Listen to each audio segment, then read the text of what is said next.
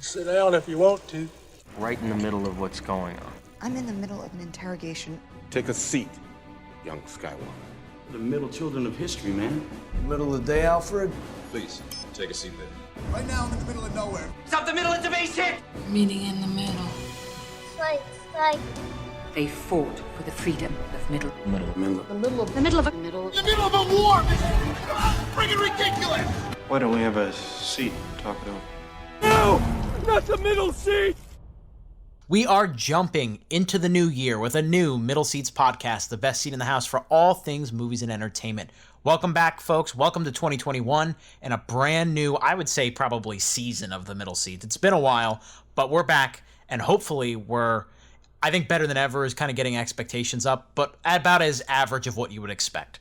So I think that's fair, right, guys? That's perfectly right. The Middle Seats, average as you remember. Right.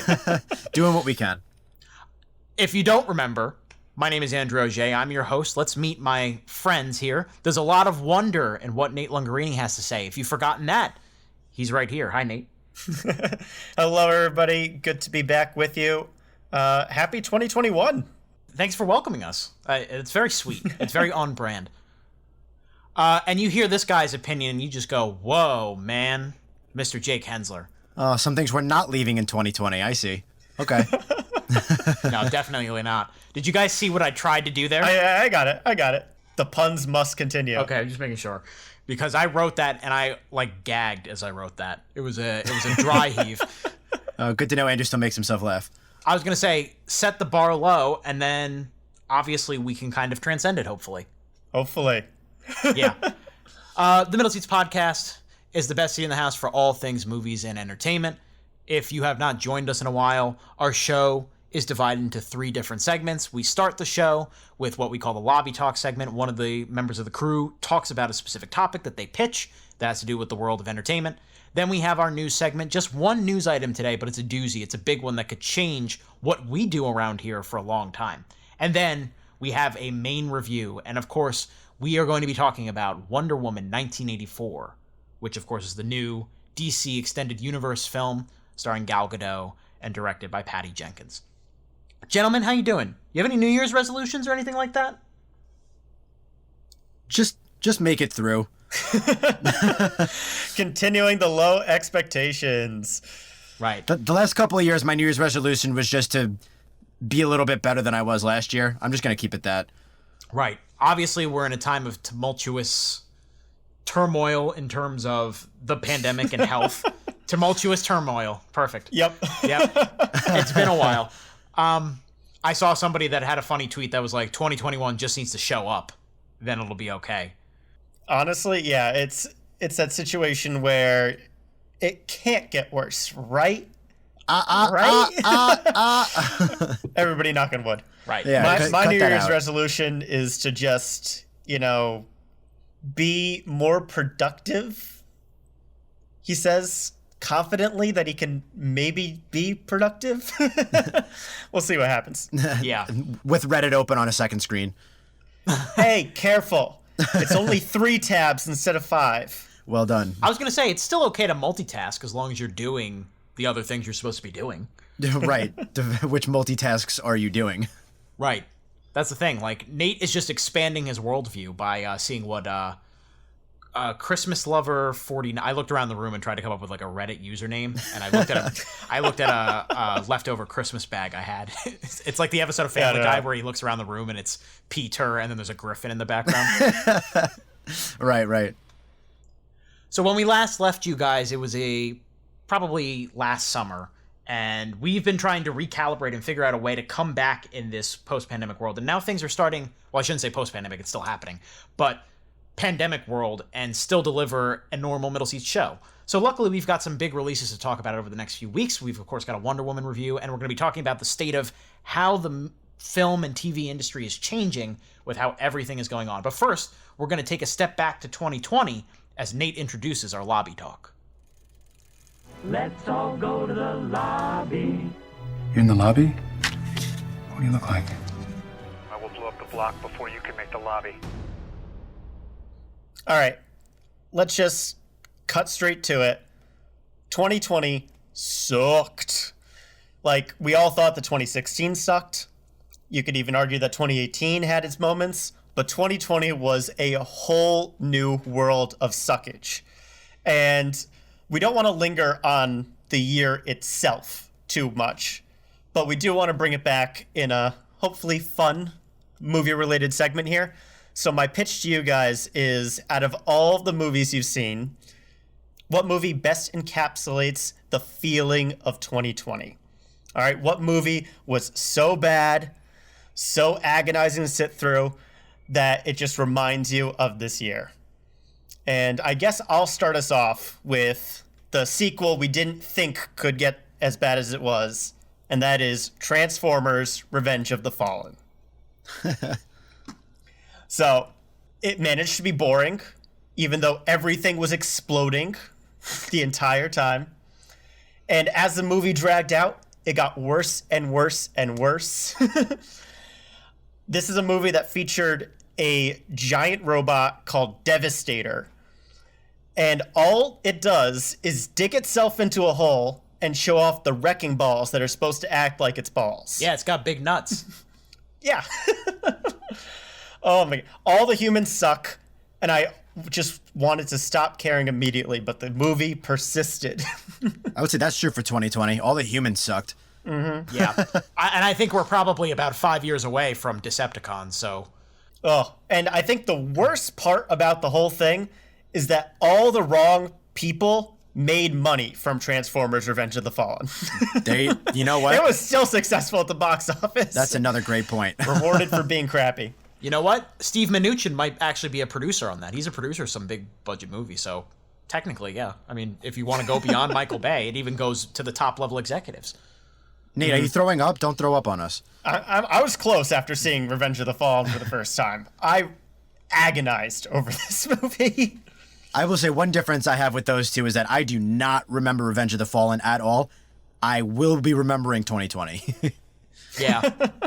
You know, Revenge of the Fallen is the kind of subtitle that you say more and more, and it makes less and less sense. Like, I know the Fallen is a character in it, but, like, ugh, Revenge of the Fallen. And what a stupid name for a character, too. Yes. I don't know if that's, like, original to the toys or the comics or whatever, but the Fallen is the name of the thing. Like, I am the outgoing.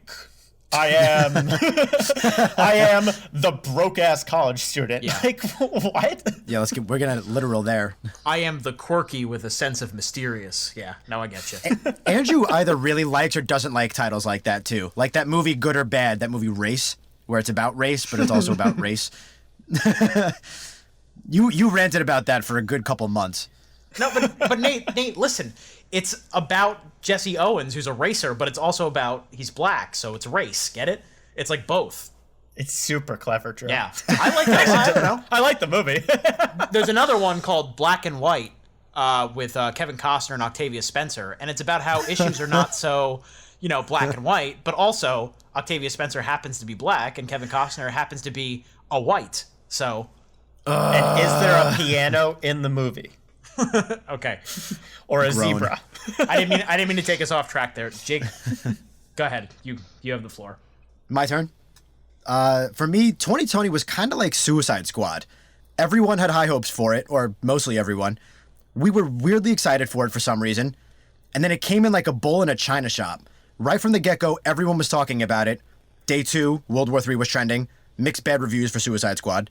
And that's really when we should have known what was coming. All the tonal changes in the beginning, nobody was sure what direction it was headed. Then the first act change was uncertain but pretty bad, and it just never got better, hence the pandemic, the Suicide Squad getting out for their unclear mission.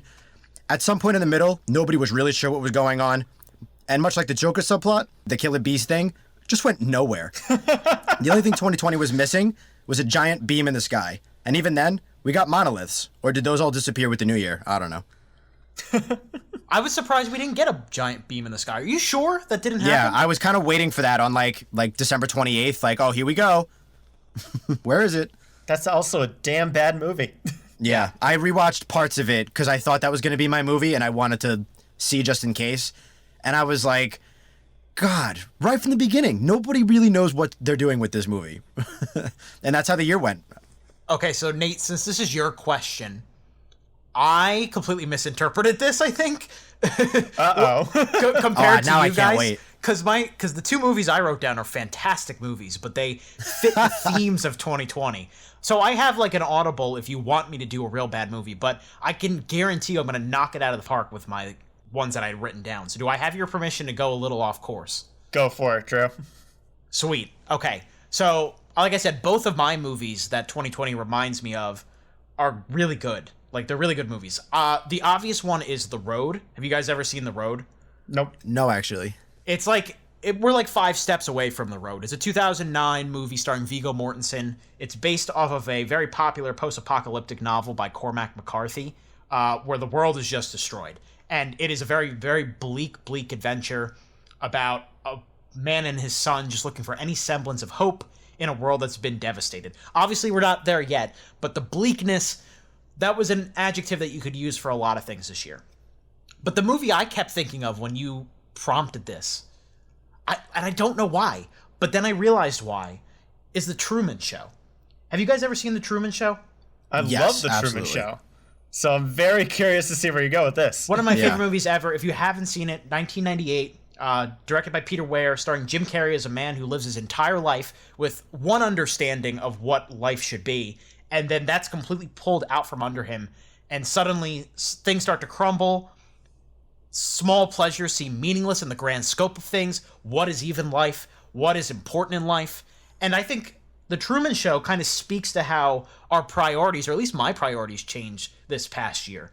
In 2019, what seemed like an issue or like a problem, like, is so not that today. Like, remember how upset we were because we were having trouble getting Avengers Endgame tickets? Who cares? Who cares? Who cares? The Avengers couldn't fight coronavirus if they wanted to. Like, I felt like Truman this year because I have now just a surreal understanding of what life actually is. Small things that I used to enjoy seem meaningless now in the grand scope of things. And I'm just trying to hold on to a semblance of who I am and what life is in the grand scope of this like amazing thing called the universe, but still this terrifying thing called the universe.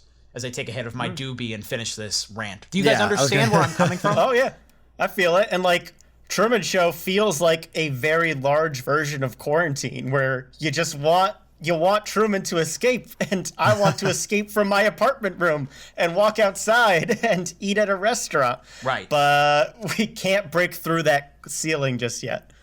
Yeah, so that's where I went with that. That's all right. A good little spin on Nate's question. At least we're ending this segment on a more positive note. If you haven't seen The Truman Show, go watch it. It's a great film. Yeah, great. Don't watch what Nate or I said. Go watch what Andrew said. Yes, please. I guess that's what kind of we're hoping 2021 will be, you know? All right, anything else on Lobby Talk? Goodbye, 2020. 2021, my expectations are low, but please do not disappoint. Yeah. Anyway, that'll do it for our Lobby Talk segment. Let's head into news. And this just in, a Newsbreak special report. This is breaking news. I've just been handed an urgent and horrifying news story. So guys, as we work here, I have a very unique experience going right now in that I have Wonder Woman 1984, which we're going to be talking about in a matter of 10 to 15 minutes, on in the background, on mute. I've seen the movie already, of course. I'm not reviewing it as we go here. That's a segment we should do. Just like reading the subtitles or just reading lips? What? No, like talking about it as it's happening. Oh, well, that's just called a commentary. Yeah. I don't think anybody wants us to narrate Wonder Woman. No. Like, read the subtitles. Oh, can I be Chris Pine? I mean, obviously. If you're going to self-identify, I call Pedro Pascal. That leaves Jake as appropriately Kristen Wiig. Oh, yeah. Yeah, that's fine. But anyway, this is a reality that if I told you a year ago that I'd be watching Wonder Woman 1984 from the comfort of my home 2 weeks after it was released to the general public, you'd be like, what happened? Well, here's what happened. A pandemic happened. And I know we say the P word a lot on this podcast, but honestly, I'm pissed to be saying the P word, and it's very not pleasant. It's very important to this news story, though, so we're going to continue. In March, pandemic starts. Things start to get crazy.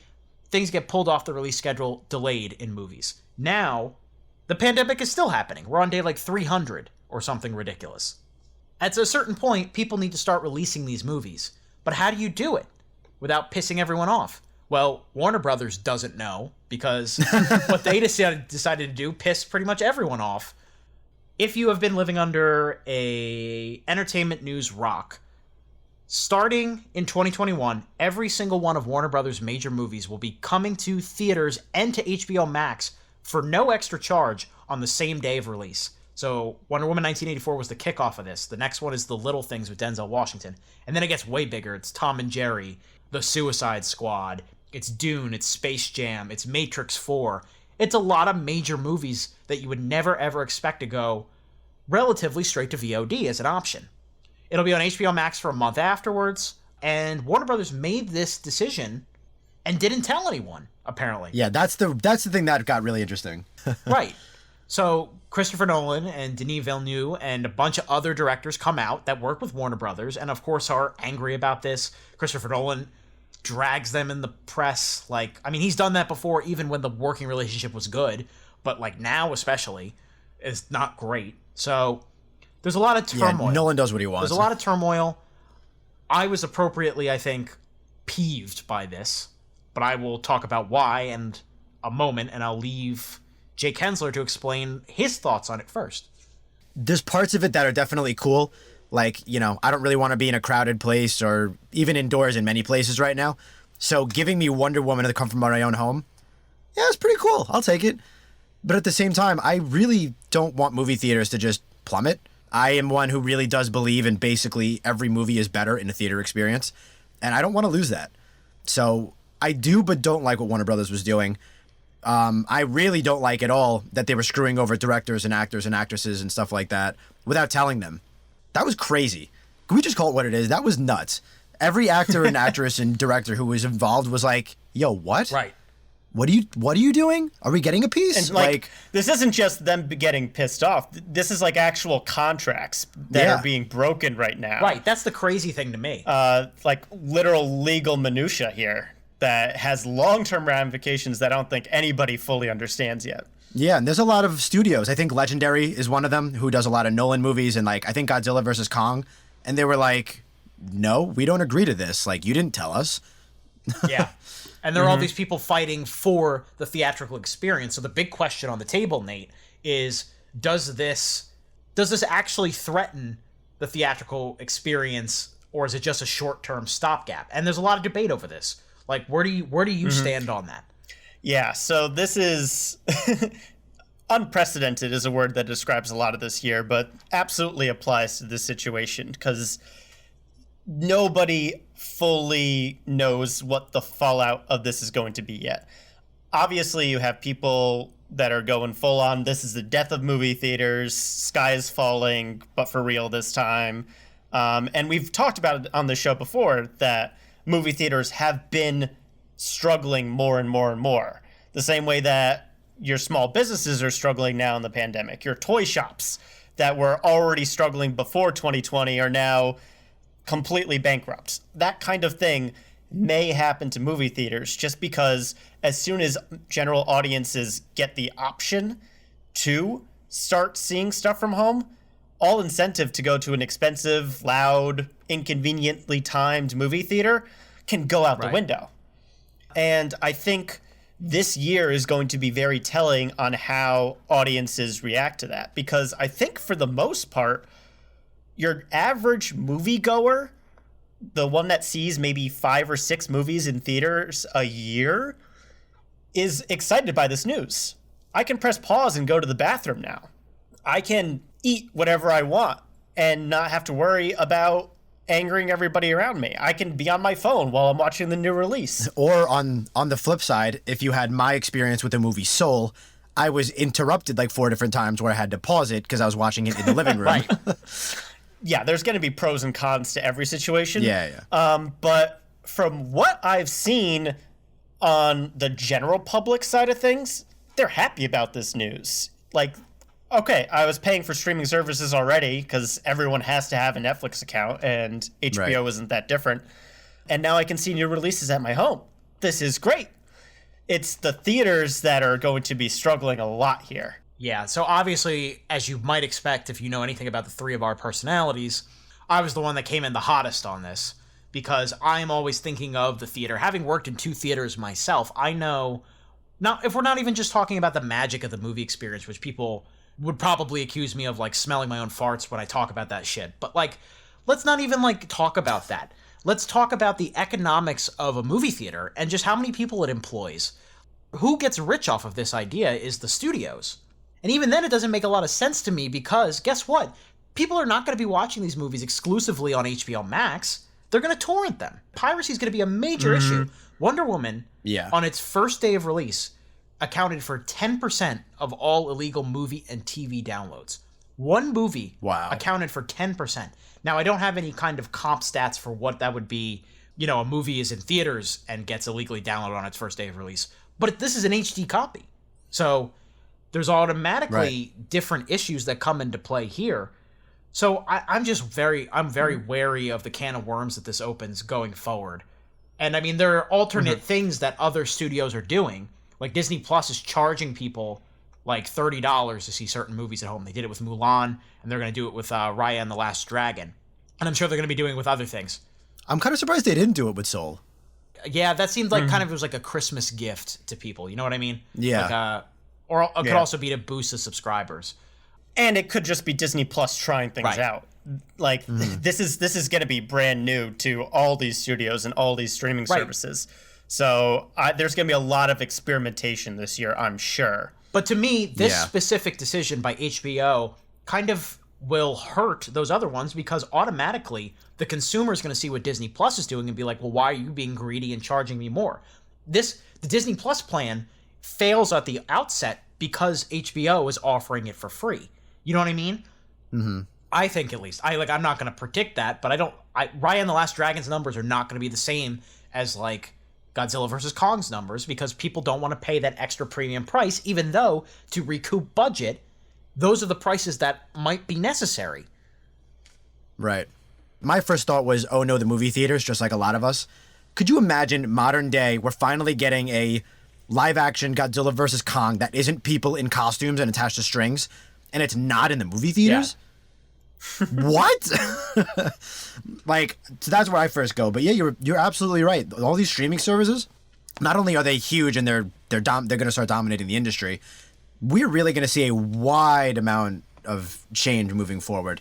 Like Nate said, I think this year is going to be extremely telling for what studios choose to do and how people react to it, and there's so many variables. Right, and they say it's temporary, but I don't believe them. I don't see why you would believe them if it's successful. If it works out. So I think there's 2 different points that I want to hit up on. Before we get too far away from the subject of price and cost, I think the one thing that I will bet money on happening is that the cost for subscription services is going to go up. Astronomically. Yeah. There's no incentive not to raise the price. They have all the data that people were going to movie theaters and spending $20, $30 on a new release to bring friends, to buy popcorn, all this stuff. So if the demand is going to be there, sure, they have a monopoly on the product being new movies. So they will raise the cost. And there's a big barrier to entry there for the people that don't know how to find movies online, or the people that want to support movies. They have to pay whatever cost the studio's demanding for them. So no doubt the cost of your Netflix account is going to go up. I will bet money on it. I think Netflix specifically, because they're starting to lose stuff like Office, Parks and Rec. They lost Friends to HBO. They're losing a lot of things. And not all of their original content does well. I know Stranger Things did well. I know like Orange is the New Black did well, things like that. But not all of it does well. So I think they're absolutely going to raise their prices, probably on the sooner side. This is a little bit of an aside, but Jake gives me a good entry point. Did you guys see that Peacock in their specific pricing is specifically pricing it based on how much of The Office you get to watch? Yeah, I did see that. I think it's crazy, but... Yeah, talk about farming your golden goose, you know? Like, you have one thing, like, do the trick. Well, people have been complaining about how streaming services are essentially cable rebundled anyway. Like, the whole reason that we got streaming was to cut the cord, and now all of a sudden you have to pay for 20 different subscriptions to watch all you want to watch. It's ridiculous. Yeah. It's really maddening. I feel like I'm taking crazy pills. But I do want to pivot back to movie theaters because obviously HBO is advertising this as same day release as movie theaters, implying that they still want to be releasing stuff to the big screen. And this might be controversial among you two, but I think the general public generally appreciates having more options. Assuming that movie theaters don't go away, it's nice to be able to go to the movie theater if I want to see my Endgame, my Wonder Woman, my big blockbusters, and then be able to go home and watch the more indie film or the new release or whatever I want to see. If Andrew is like, hey, this week we have to review a Geostorm, I'd be like, well, F that. I'll watch it at home then. And options are nice, especially for families that have been complaining about the cost of bringing all 5 or 6 of you to the movie theater and having to deal with that whole experience just to watch Trolls World Tour, you know? I think in the short term, that's a nice sentiment, but is that sustainable? I mean, I guess that's something we're going to have to find out. Right. Something I've been thinking of in terms of not even beyond cost and everything like that, for movie theaters and stuff like that, thinking just in terms of Hollywood and stuff, like the kind of domino effect that this could have. Like, let's use Wonder Woman 1984 as a litmus. It's a major franchise movie, but it's like directed by somebody who before this was not like proven. Patty Jenkins, of course, she's booked a Star Wars gig. The reaction to Wonder Woman 1984 has been more immediate, and the box office receipts don't back that up. Could this have a domino effect where a movie that would have been received better in theaters is received this way, like negatively on the smaller screen, and then that person doesn't get as much work and this actor doesn't get as much? Do you think there will be some kind of ripple effect to that? Is that even quantifiable? Do you guys get what I'm saying? Yeah, assuming the cost of making a movie does not go down during all this, which I don't see why it wouldn't, then yeah, you're going to have a lot more incentive to make sure your movies are making their money back. And if streaming is less profitable, even in the short term, yeah, I can see Hollywood saying, okay, at least for this next 2 years, we have to focus on our bankable actors or bankable directors because we cannot take any risks right now. That's very true. I did not think about that. And yeah, it could cost a lot of people some roles. Like, would we get a Kristen Wiig in Wonder Woman 2? Right? Yeah. Then maybe they go with somebody more famous, somebody more bankable. Would something like Get Out have propelled Jordan Peele into Jordan Peele if it was available at home and in theaters? I don't know. Yeah, probably not. I think it gets lost in the shuffle. That was such a phenomenon and such an experience. But yes, it might get lost in the shuffle. That's a great way to put it. Yeah, the one thing I wanted to pivot back to before we moved on was whether or not theater companies are going to be different than movie theaters going away in all this. And what I mean by that is AMC has been very upfront saying that they are struggling to keep their business going. I'm sure that Regal is having similar conflicts right now. I think the question in my head is, let's say that the demand for movie theaters post-pandemic is still there, but the companies that are currently owning those buildings go out of business. Are we going to see Amazon or even like a Netflix or something or Disney scooping up those businesses, and all of a sudden you have a HBO Max theater that only shows HBO movies? Yeah. That's really interesting. You know what we haven't even talked about is the Universal part of this too, which was a big contested thing earlier this year. So yeah, I think that could potentially lead into it. I know there have been some rumors that I think one of the major studios is thinking about buying Cinemark, which is a chain.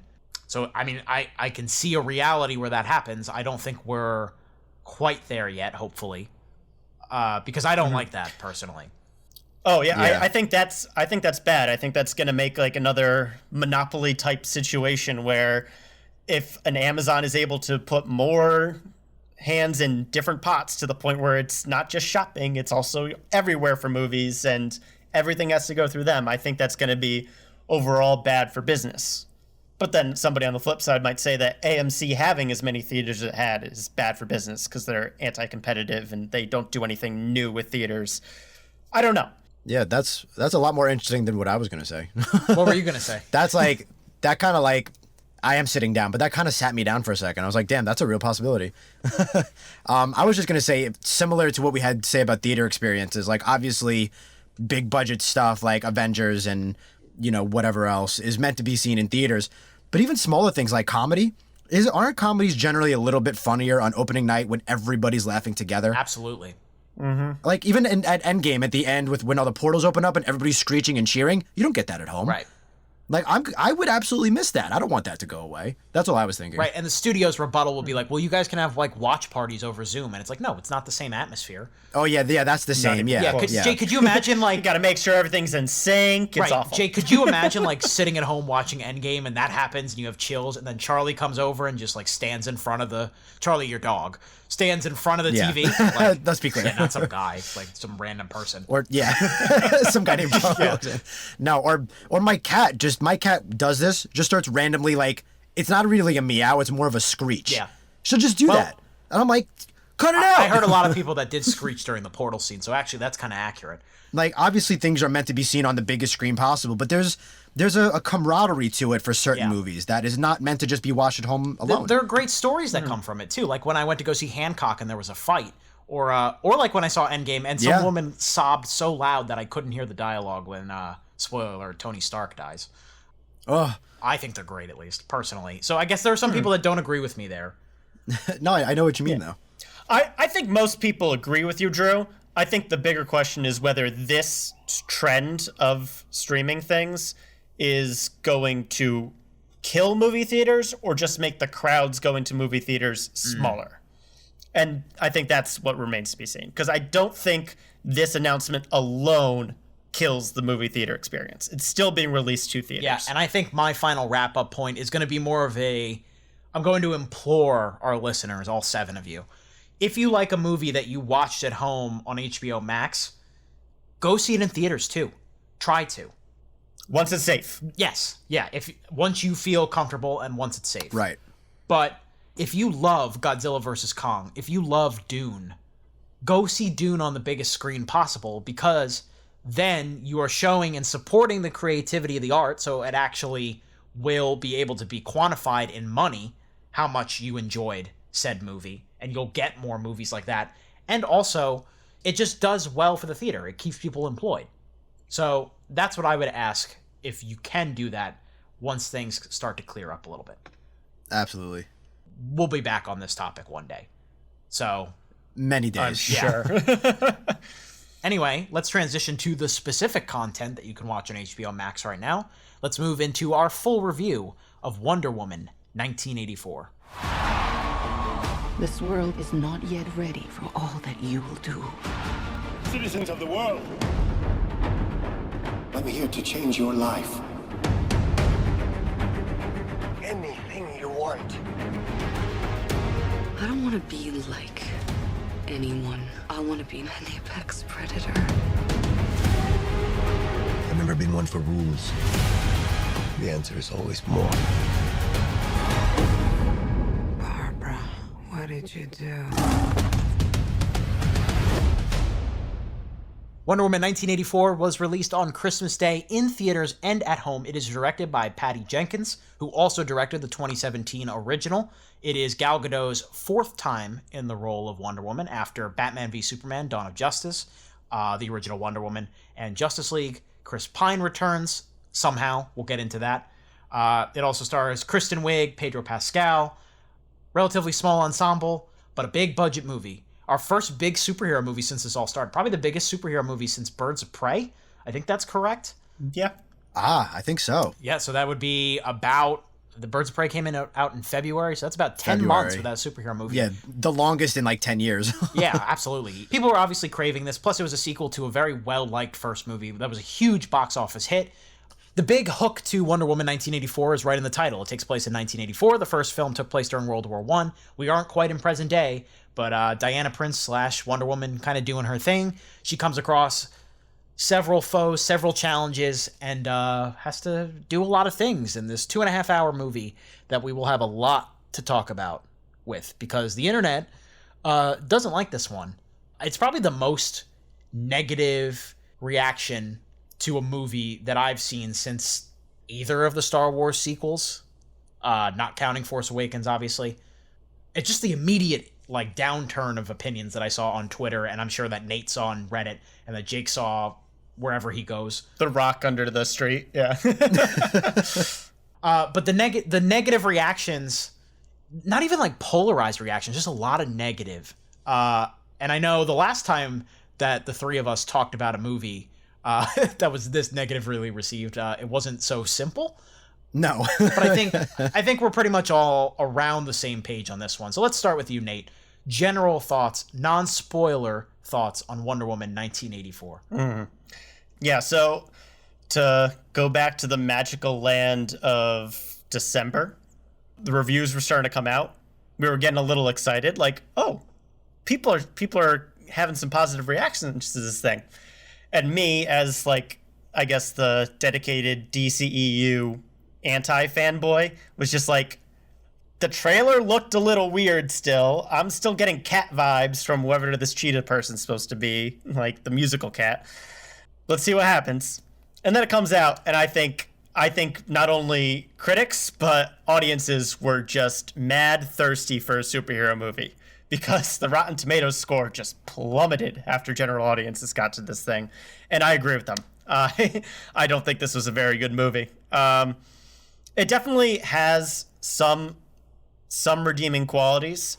I think Gal Gadot and Chris Pine are still fun, and I actually liked the villains for the most part, but the story was all over the place. This magic dreamstone that drives the plot raises so many weird questions that take you out of the movie the entire time, and we kind of just go from there and just hope that it gets better, and then kind of scowl a little bit when it doesn't.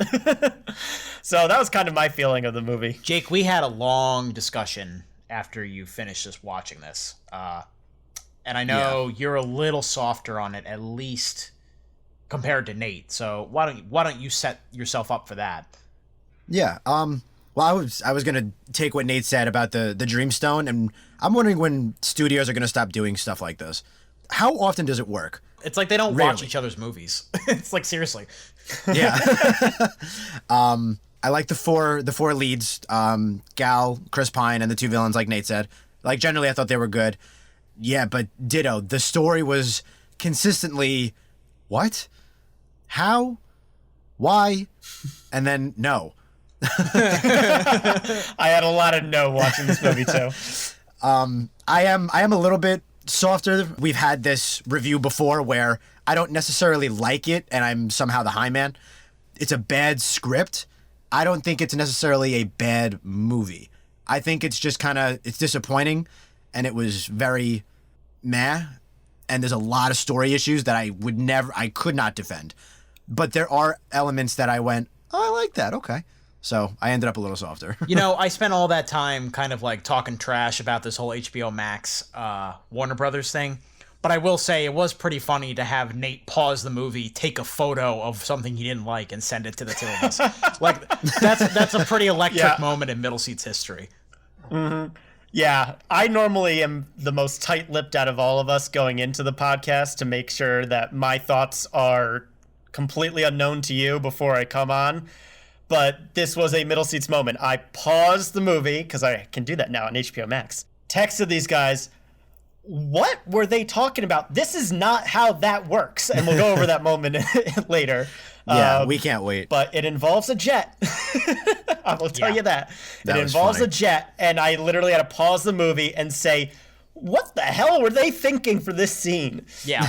I like to picture Nate like pacing around his living room furious and like uncontrollably tapping his hands like, I don't understand. Mm-hmm. My favorite part was that I paused the movie, told you guys, started the movie back up, and then had to pause it again to follow up the thought because it went worse.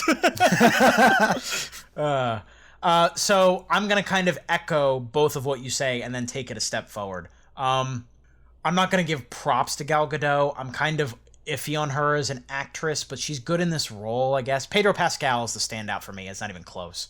Like, and he's the only one that understands what this movie's supposed to be. This movie is very much a case of decent action, decent ideas, one of the worst scripts for a modern blockbuster, full stop. Because you can tell other things are polished in it, but the writing here is so bad. It is overstuffed. It's ridiculous, but it's not like fun ridiculous. There are a lot of sloppy writing. It's crammed. There's not nearly enough Wonder Woman in it, which we will get into more later. But like, wow, they should have called it Diana Prince 1984. Not as catchy or marketable, I'm sure. But my biggest problem here is I can excuse a bad script up to a point if the tone is right. This movie is trying to be a Sam Raimi Spider-Man movie. It's trying to be like that kind of whimsical tone. It doesn't hold, but like still have some kind of emotional weight to it. It's supposed to be intentionally cheesy and corny. But Patty Jenkins just... Is it? Yes, yeah, it's trying to do that. I've heard people say that, and that's not what I got from it. Well, that's the reason why, is because Patty Jenkins is not Sam Raimi. She's not a good enough director to pull that off, so the whole thing is just awkward. It just comes off kind of awkward. Because you're not enjoying yourself like you should be, the pacing drags. This movie's really boring at points. Like, really tough to get through, especially in the first hour. And that's really hard for a 2.5 hour movie. It's really not good, especially in the setup. You notice the mistakes more, and you notice things that, like, in Sam Raimi's Spider-Man movies that I forgave, at least, like, the big thing for me were, like, the extras. Like, every extra in this movie, horrible. Horrifically terrible. And then there are they're the characters in the Sam Raimi movies, like the Spider-Man movies, like the lady who plays Spider-Man's theme song on her violin, I'm not paying for those, pizza lady at the beginning of 2. Like, those kind of characters flourish and add to the comic book tone. That's not something this movie pulls off. And it's a big problem because I can't excuse the problems of the script, which we're going to go into in detail in a bit. Yep. Yeah. But I can't even say I had fun with it. That's the problem. I'm kind of stuck. I can't defend it. Yeah, that's one of the things you said to me that stuck. You said, I can forgive, script issues and minor plot things up to a point if we're having fun. But if we're not, all those things stick out so much more and we hate them even more. I'm like, that is a good point. Yeah. One thing that I was very disappointed that came back in this sequel is that all the action scenes still do this very cartoony, slow-mo movement style that I am on record for slamming the first movie on. The last act of the original Wonder Woman looks like a kid has 2 action figures and is just shaking them around on the screen. Like, Wonder Woman looks plastic. Her arms and legs don't move the same way, like, super speed and super strength is portrayed in other superhero movies, so it looks super unnatural. And it ramps it up in a distracting manner in this movie, especially the car chase scene that you see in the trailer, where instead of having a character move her legs really fast to show that she's running fast, she's just running like she's out for a stroll in the park, but somehow each step is taking her like 20 feet more than the average human. It looks really bad. Yeah, I noticed that too. I don't get why they keep this, because they did it in Justice League, they did it in Wonder Woman, and I think it looks just so off. It's like high schoolers in front of a green screen kind of off that a big blockbuster just shouldn't look like, in my opinion. I had issues with it in the first, but not to the magnitude I did here, and I think it has to do with, again, just the way this movie looks in comparison. It's supposed to be like kind of lighter, and the way it's lit and everything. You can mask bad effects in a moment like No Man's Land in the first one, where it's gray and the lighting is very specific.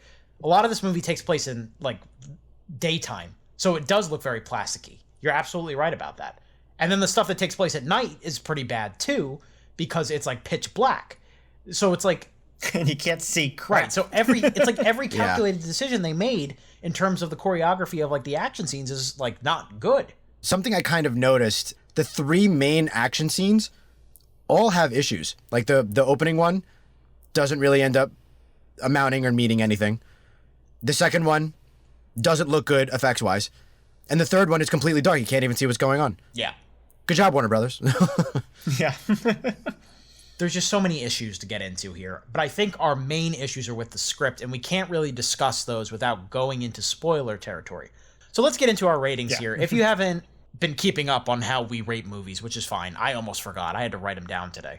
It's been a little while. A little rusty. Yeah, we rate movies on the seat scale, even though that's not really applicable right now, but it's still pretty fun. If we think a movie is perfect and has like no flaws, we give it a royal throne. If a movie is great but has small flaws, we give it a plush recliner. If we think a movie is decent but has some pretty significant flaws, we give it a wooden seat. If we have the inverse of that, it's a movie with decent things in it but has mostly bad things in it, we give it a damp lawn chair. And if we think a movie is pretty irredeemable across the board, we give it a sleazy outhouse. And if we think it's something that you need to see on the big screen, we give it a bag of popcorn moniker, though, again, not really applicable to today.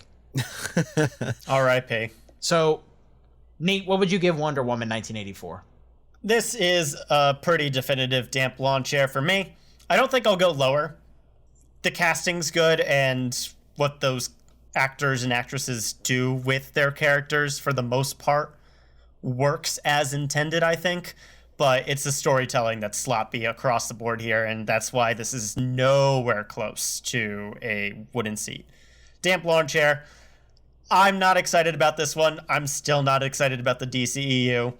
So if you have HBO Max, go for it. There's not much else to see. But otherwise, I don't think you need to buy a subscription to watch this one. Jake? I had a bit of a roller coaster ride with this. When I first finished it, I was on one end. After talking to Andrew for, 30, 45 minutes, I was on another end, and I slept on it, and I went back and forth a little bit. I think I'm going to settle on a low wooden seat.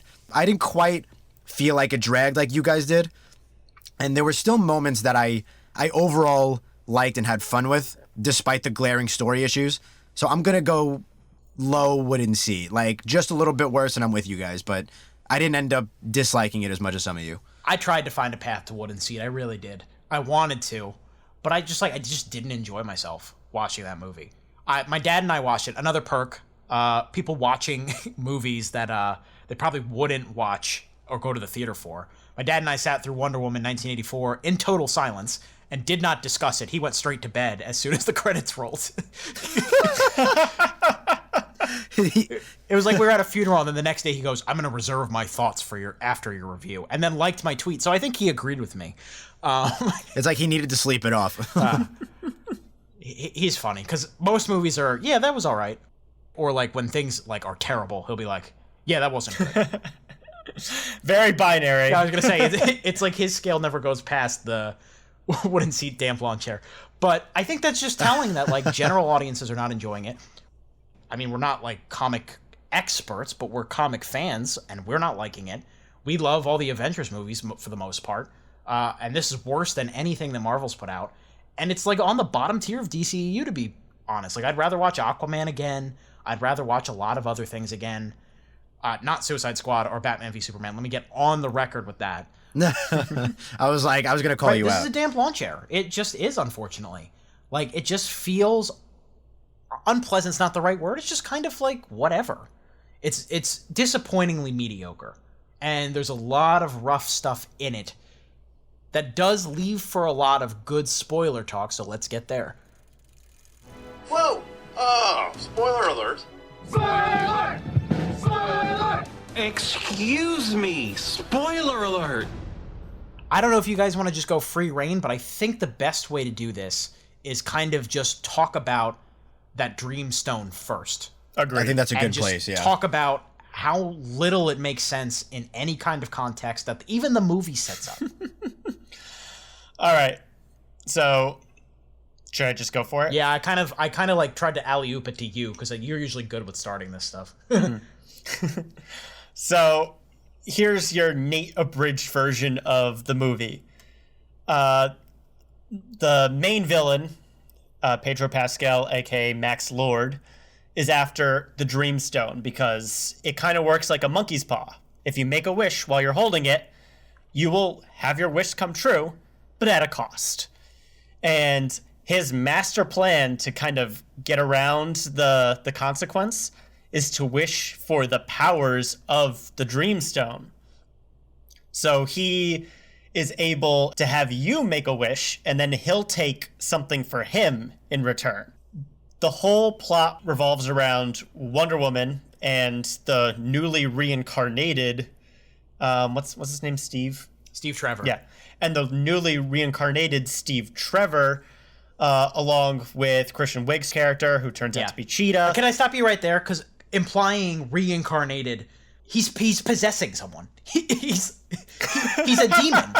We will get to the possession because Twitter and the internet is going all over the possession. We will get to that. The semantics are important here. So carry on. We're going to have a whole section for that, I think. Yeah. But basically, Wonder Woman and Steve go on this little scavenger hunt to try to stop Max Lord from becoming too powerful with the Dreamstone, because he goes from being a failed businessman, obviously inspired by Donald Trump, and kind of just becoming this omega superpower, and walls around nations are built. People are killing each other, and the whole world is ending because this guy just can't say no to getting more and more power. It's an interesting premise, but as we discussed, the way that the Dreamstone works is super inconsistent. Yes, to say the least. Yeah, it raises more questions than it answers. Yes, because specifically, let's start with our main character's wishes. Okay, Max wants to be the Dreamstone. All right, that checks out. If I was the Dreamstone, I would turn him into rocks, but whatever.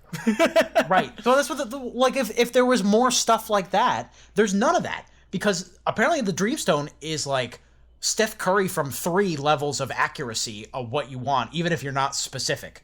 So, like, Diana doesn't even say her wish, if I remember correctly. And the Dreamstone just knows what she wants. Okay, whatever. Barbara just says, like, I want to be as strong and sexy as Diana. How does the Dreamstone know who Diana's referencing? How does it, like... I'm okay with that one. I think that's super nitpicky, and there's so many more glaring flaws to get to. I think we go straight to Steve. Rather than just making a zombie version of Steve, or even like a real life version of Steve, with the loss of powers thing, the Dreamstone goes through this convoluted way of having Steve come back through another guy that looks kind of like him, and he looks like that average guy to everyone else, but Wonder Woman sees him as Steve, and then they bang and go on this merry adventure together and just totally steal this guy's body. It's not only super steals weird. this guy's body, has sex with him many times, and then at one point storms the White House with this random guy. It's implied that the world didn't forget about any of this. It doesn't imply at any point that anybody's memories were wiped from this. So this guy's like a fugitive now, isn't he? Well, my favorite is that they need to steal a jet in order to go to Egypt, and they specifically can't get on a regular airline because this guy doesn't have a passport. But she's talking about Steve not having a passport. The guy he's possessing probably does, but they have to go because movie. Yeah, I would have accepted just Steve walking out of a basement of a building at 10 o'clock at night, or out of like the woods. Like maybe the Dreamstone just appeared him somewhere and there's effects, not inhabit another person's body. That it just makes it way more complicated. Can you imagine? There's absolutely ways to write around that. Yeah. And the stone literally shows us dematerializing nukes out of the air. So it's not like it needs to have life to give life or anything like that. It can make something out of shit nothing. just happens. Like, Right. Yeah. You skirt past the Barbara thing because you're right. It is a little bit of a nitpick, but then Max makes such a point of people have to touch people and touch him and say specifically what they want, that the movie is so like not good with the specifics of anything anywhere that it's just like a mess. Ugh. And like we are totally nitpicking the logic of this movie, but I Fairly think the so. most insulting part about all of it is that if there was a reason for all the inconsistencies, that'd be something. Like, okay, we need to set up the action scene, or we need to set up the stakes. But everything that we brought up so far has no relevance to the plot. Steve possessing somebody else never comes There's up no again, reason. except for like a cute little Christmas story scene at the end. Well, I was gonna say like the Hallmark scene at the end. There's no narrative or plot-driven reason for the stone to act the way it does for everything that we're blowing up. Like the Mayan guy doesn't need to be there Don't for get the me plot. started. It's just Barbara just dumb. happens to know a Mayan shaman who has like his own garage business. Like what? What? Like Barbara, who wouldn't talk to anybody a couple of days ago, knows this guy. Like, come on.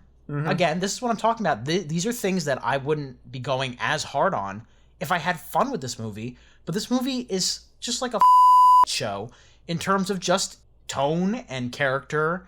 It's just like, it's all over the place. Just once, I wanted somebody to swat Max Lord's hand and be like, why are you touching me? But yeah, I wish for blah, blah, blah.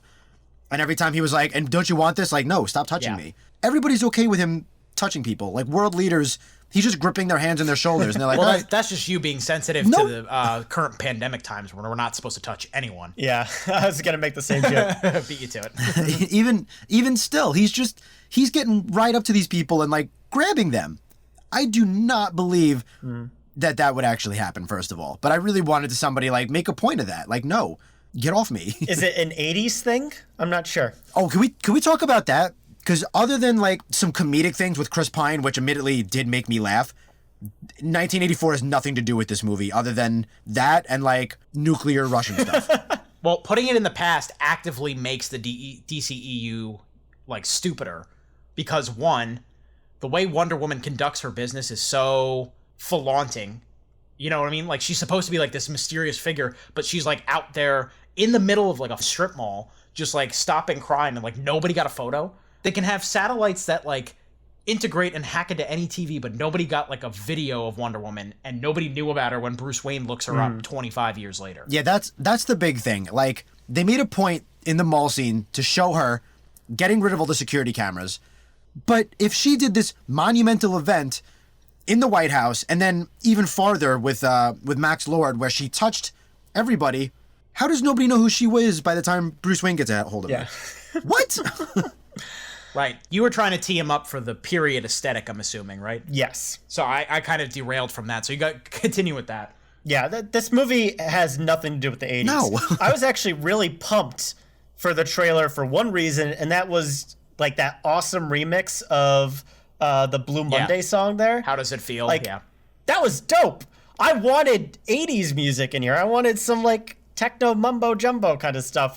Just some period piece. Yeah, And the most they did with it was outfits. yeah, and even then it was pretty lame jokes. You can see them all in the trailer. I laughed at the breakdancing one. I thought that one was pretty funny. So did I. That when he like really is caught off guard and like is ready to fight, I thought that was so funny. I really the did. other ones are all in the trailer though, I agree. The music was, even taking the 80s out of it, the music was totally uninspired. Like the theme that we've gotten to like over the last couple of years with the really heavy guitar. I don't remember that showing up at all. Maybe a little bit at the end when she's going I think it was after in the Max Cairo Lord. sequence, if I remember correctly as well. But yes, you're right. It's mostly absent. Oh, see, the fact that I don't remember is not a Hans good Zimmer sign. didn't do the scores for the other movie, so I think he tried to do his own thing here, but he forgot a little bit of what... I think the score was probably at its best in the prologue sequence, which, by the way, talk about something that just does not add anything. It's the only sequence they shot in IMAX, it seems like, except for like the Lifetime movie thing at the end. And it just never, it like barely comes around. Like, okay, Diana learned not to lie and cheat. Okay. Like, adult Diana didn't already learn that lesson by the time Wonder Woman 1984 started. Like, what, Right. what is the relevance? Yeah. Like, I like that scene too. I thought it was a good and like pretty engaging and well done scene, but it doesn't, like, how old is she now? Very old. She's been fighting forever. She knows not to lie. Like, we didn't need that scene to reinforce it, even though it's a cool scene. It doesn't add to anything. Yeah, I think the intent was obviously leading into the Dreamstone of like, you can't cheat your way to success. So it's like she easy ride to life kind of thing, I guess, is how they were attempting to mix that up. But they do nothing with it. And they don't even tie it back to Max Lord's arc. I think he's the one who really needs to be taught you can't cheat to get ahead, Right. or it's going to cost you. There are no consequences. It never comes around. His freaking random kid who apparently just keeps getting left at his office. Like, how many times did that kid just show up in the office and they're like, oh, time for this plot point? Mm-hmm. Yeah, but there's no comeuppance for either of our villains. Either of them. They both just seem to walk away from this. Yeah. Yeah. The last scene with Cheetah is her just looking disappointed where they had fought. Right. Like, nothing really happened. Talk about a lame fight, too. Oh my God. I was very disappointed with that, especially like they hype up this armor in the trailer. Which is another thing, by the way. and I know what I'm about to say is gonna cue another thing. But like, so it's like one of those cascading explosions. Yeah, it's just it keeps going. So when she learns to fly, we're assuming she goes straight to Max Lord, right? When did she get her armor? Yeah. Like I know she's in possession of it. It's in her apartment, but she's flying there without it. And then she shows up there with it. So maybe she stopped off to get it, but like that wasn't clear to me. She just all of a sudden has it. Just the introduction of that armor was weird. They like literally just stop at her apartment so Steve can ask her what that is. Yeah. And she showed it off as cool as like I do my Rubik's cubes in my apartment. Somebody walks over like, "Oh, you could do those?" And I'm like, "Yeah, I see. Like, it's scrambled up right here. Isn't that cool?" That's how Diana treated this legendary armor, and all it does is get scratched up by the little cheetah girl, and that's it.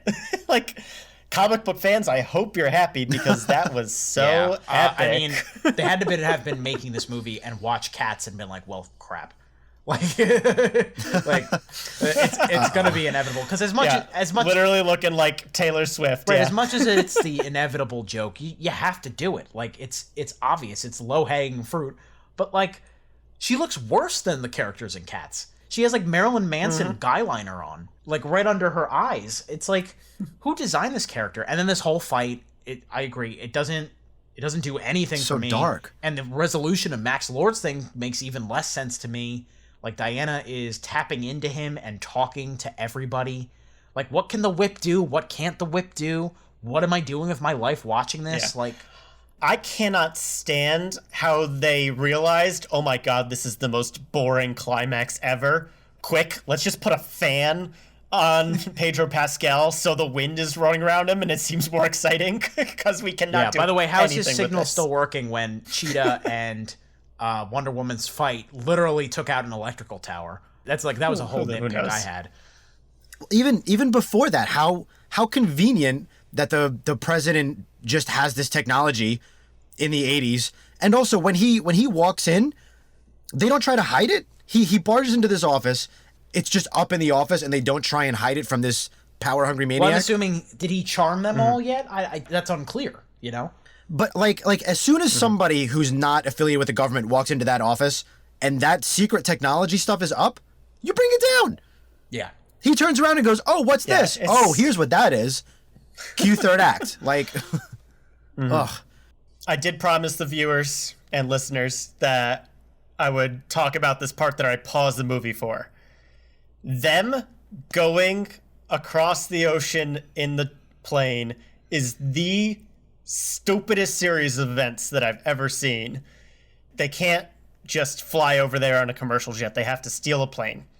So they go to the Smithsonian, where the exhibit planes are just unlocked for anybody with a museum pass to go up to, turn on the keys, they're all fueled up, ready to go, and then this Steve guy from World War I has no problems flying, and they can just take off without a problem.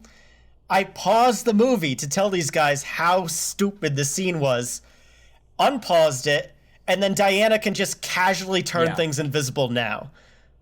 With no build-up whatsoever. Like, what? I mean, like, it's supposed to be a take on the Invisible Jet, but yes, in the context of this, absolutely. Yeah. You're completely right. There's no payoff. What's mind-boggling to me is the implications that they had to do the whole thing again to get back.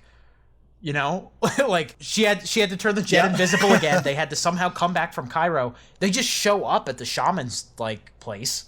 What did we skip a reel? Like how did they get back? Yeah. We had talked about this, but her turning it invisible and her flying just kind of happen. They're not earned or anything. It's just like, oh, we can do this now. Cool, I guess. Like, all right, what else can you do now? Yeah, I do want to say a few nice things. Yeah. Because we're piling on. Yeah, me too. Because I've been with you guys on all the negative stuff. I'd like to compliment the relationship between Godot and Pine beyond the horrific implications of how Steve Trevor is back. Their rapport is still good. They have good banter, and I actually think the scene where she has to renounce her wish was actually really well done.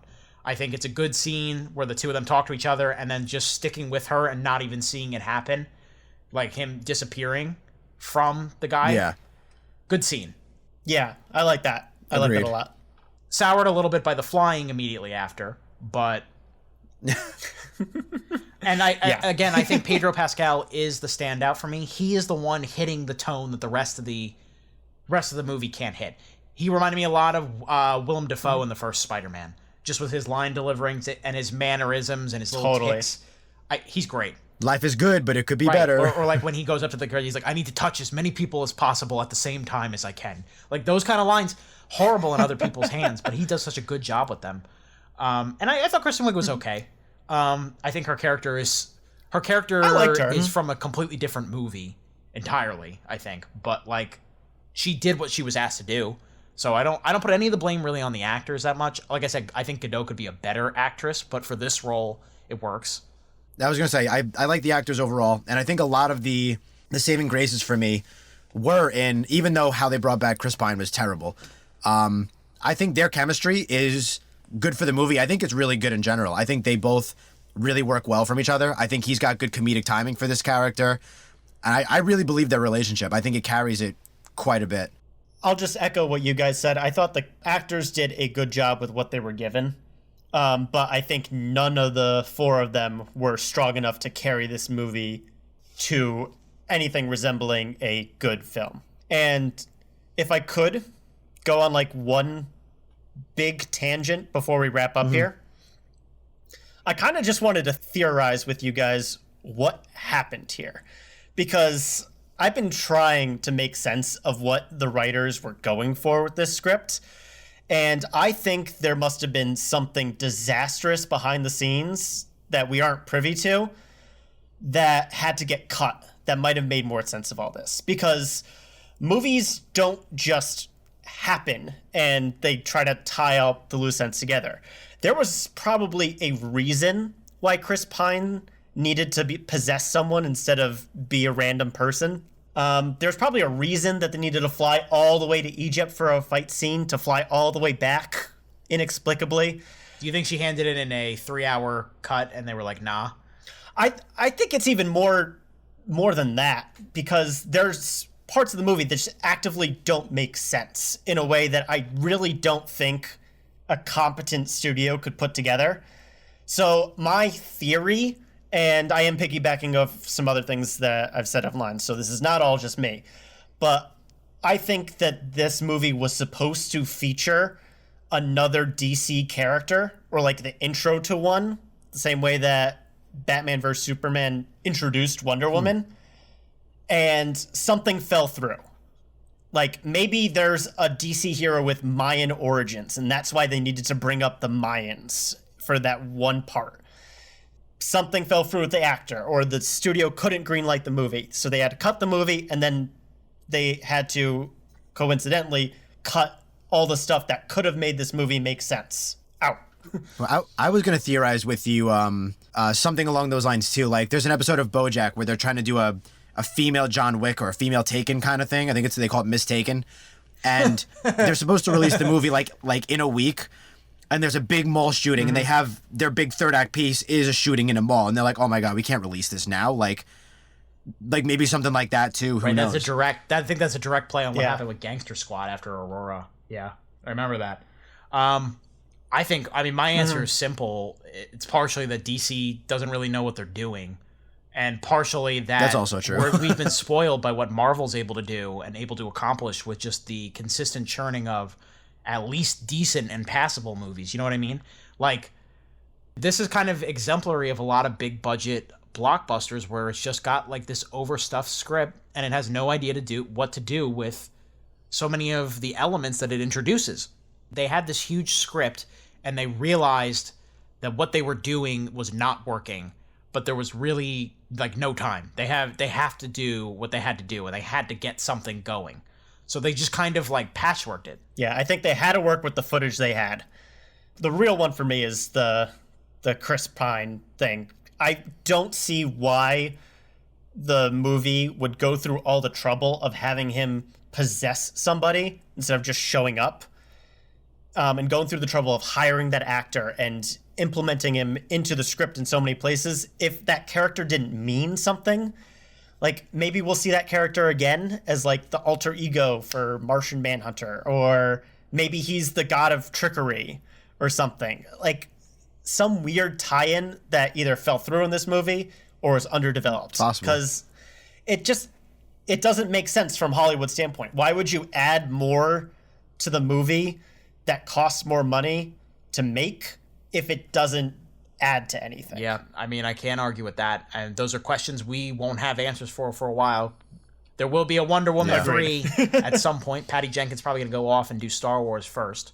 I'm not out on Patty Jenkins, for the record. I think she's talented, but she does bear a lot of the blame for this because she's also a co-writer this time around. And she wasn't the first time, so that's not awesome. All right, guys. We have to wrap this up because we could probably go bit by bit if we really wanted to, but we just don't simply have the time. So, Jake, why don't you start to get into your very final thoughts on Wonder Woman 1984? One more point I wanted to make that can go into my final thoughts is somebody pointed this out, and I do like this. There's something wholesome about it that I enjoy, especially in such a dreary time. So the first one was kind of about love, and this one is kind of about truth. Messy as it is, it gets there. And I like that it's sticking to simple but yet effective messages. And especially in a time where we now have the term alternative facts, I like that they're pushing truth and they're pushing that, like actions and falsehoods and stuff, they have consequences. And it's better to be truthful. It's better to be honest. It's better to be, morally right. And I do like that. And I do like that they're pushing for that, as cheesy or as weird or messy as it might get. I think it gets across, and I do like that. So I give it just a little bit of bonus points for there. You guys can laugh at me if you want, but that is how I feel, and that is one thing that I liked about this movie. But other than that, I think the actors were good. I like their overall messages that they're going for, simple but effective. And it didn't slog for me. I didn't feel like it was dragging. We've all said a lot of things. I agree with every single messy point that we did and didn't get to cover, because there's more. The writing is really, really, really bad. But I don't think the movie is really, really bad. I see parts of it, and I really hope Wonder Woman 3 is good, because I like the first one. I do think Patty Jenkins is talented. I think they have a good cast, and I think they're trying. And I'm not against DC. They're just really struggling. So I'd like to see them succeed, and I hope they can end Wonder Woman on a high note, and I don't know. We'll see. It was just, overall, it was okay. If you like superhero movies, I guess you should see it, but definitely underwhelming, and don't have high expectations. Well, as a noted DC hater, Nate, I'm just kidding. I'm trying to set you up. I'm not a full DC hater, but they have yet to impress me. I think the highest rating I've given the DCEU is a wooden seat for Aquaman, maybe? And even then, that's pretty your low favorite? wooden seat. Yeah, it's not good. Not a good track record. And this movie, it does not do anything to help its case, my opinion. I liked the actors. I did not like the action, and I definitely did not like the pacing of this movie. It was long. It was very tedious to get through. It's the movie that is begging me to turn off my brain, but my brain needs stimulation. The quarantine is hurting. Yeah.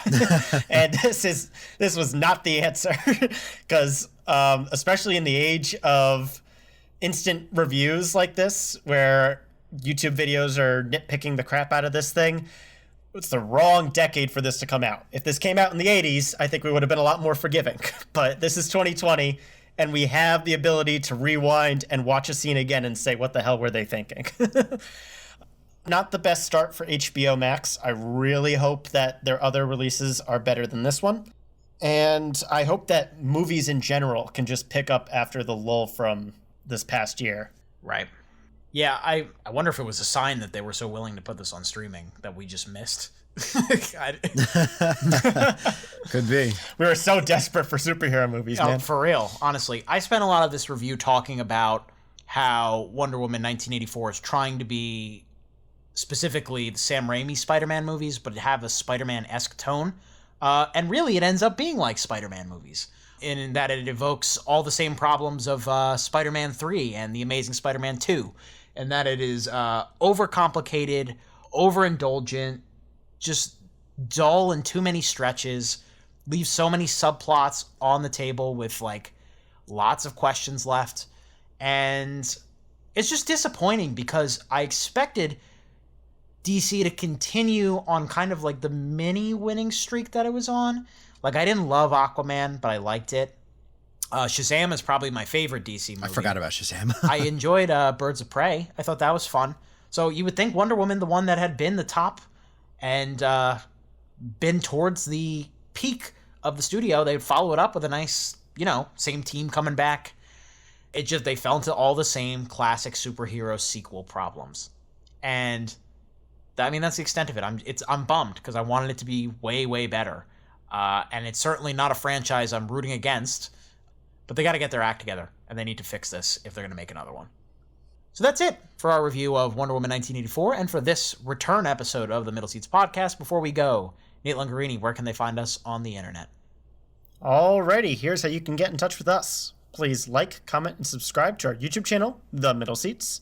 You can also listen to us on the go on all your podcast platforms, including SoundCloud, iTunes, Stitcher, and Spotify. For questions, comments, and updates on the show, keep an eye on our Facebook, Instagram, and Twitter, all at The Middle Seats. And if you like what you hear and you want to see more content, let us know and spread the word. So here at the beginning of 2021, obviously we're not back to a normal movie schedule, but we've got a lot of major things we can be talking about in future weeks. So look out for reviews of some of the big movies that we might have missed over the last couple of months. And I'm going to be throwing these two through kind of a crash course on what they need to see so that we're ready for what's going to be a very weird Oscar time. So look forward to all of that as we take you through this year. As per always, thank you for listening and choosing us as a potential spot for all your favorite things in movies and TV. For Nate Lungarini and Jake Hensler, I'm Andrew Auger. Keep that seat warm, everyone. We'll be back soon.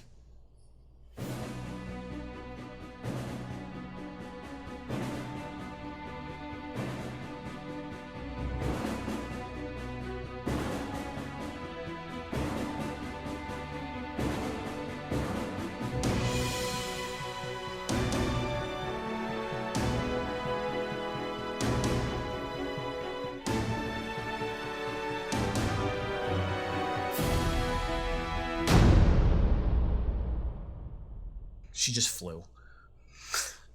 This shit makes no sense. Leave that in, Nate. I might. I just like... Ugh, okay.